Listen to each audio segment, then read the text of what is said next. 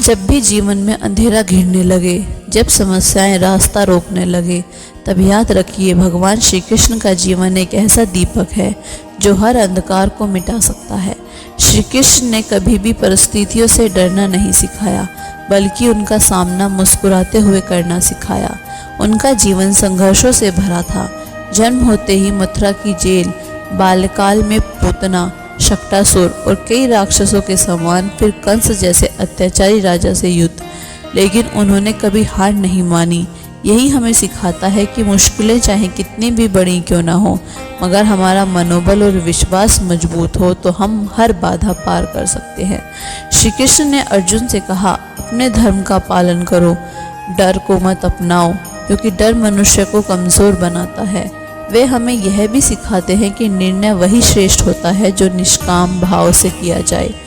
जीवन में हम कई बार दूसरों की राय, समाज की सोच या भविष्य के डर से अपने फैसले बदल देते हैं, लेकिन श्री कृष्ण हमें सिखाते हैं कि सच्चाई और आत्मा की आवाज़ को सुनो, वही तुम्हारा मार्गदर्शन करेगी।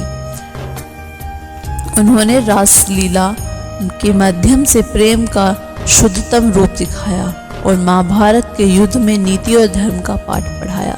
श्री कृष्ण का जीवन एक गहराई से भरा समुद्र है, जिसमें डूबकर ही सच्चे अर्थ मिलते हैं।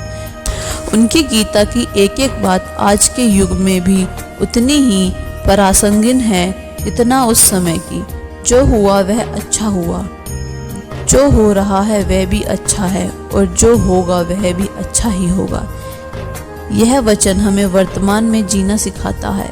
हमें बार बार अतीत के पछतावे और भविष्य की चिंता में उलझने की जरूरत नहीं, बल्कि श्री कृष्ण की तरह हर क्षण को कर्म और भक्ति में बदल देना चाहिए। जब हम जीवन को भगवान को समर्पित करके जीते हैं तो सफलता और शांति दोनों अपने आप हमारे पास आते हैं। श्री कृष्ण कहते हैं, मुझे भज, मुझे लीन हो जा, मुझे प्रणाम कर और मेरी शरण में आ जा, मैं तुझे मोक्ष दूंगा। यह आश्वासन एक भक्त के लिए सबसे बड़ा संबल है।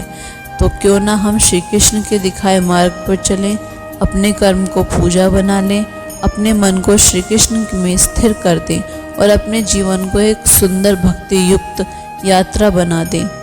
जब मन डगमगाए, राहें मुश्किल लगे, तो बस एक बार श्री कृष्ण का नाम लेकर देखिए, हर समाधान, हर शक्ति उसी नाम के पीछे है। जय श्री कृष्ण।